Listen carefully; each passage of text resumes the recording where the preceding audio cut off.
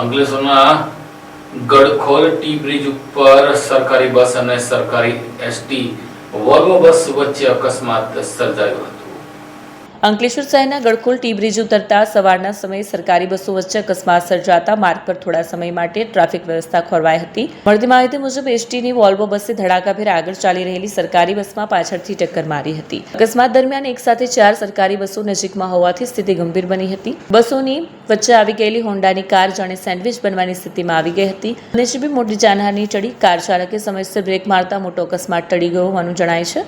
અકસ્માતને પગલે સ્થળ પર લોકોના ટોળા એકત્ર થયા। થોડા સમય માટે ટ્રાફિક જામ જેવી સ્થિતિ સર્જાઈ। ઘટનાની જાણ થતાં પોલીસ તાત્કાલિક સ્થળ પર પહોંચી ટ્રાફિક વ્યવસ્થા સંભાળી। મળતી માહિતી મુજબ અકસ્માત પાછળ બસની ઝડપ અને પૂરતું અંતર ન જાળવવું કારણભૂત હોવાનું મનાઈ રહ્યું છે। ઘટનામાં કોઈ ગંભીર ઈજા થઈ હોવાથી માહિતી મળી નથી। જો કે વાહનોને આંશિક નુકસાન થયું હોવાનું સામે આવ્યું છે। અંકલેશ્વર બી ડિવિઝન પોલીસ દ્વારા વધુ તપાસ હાથ ધરાઈ છે।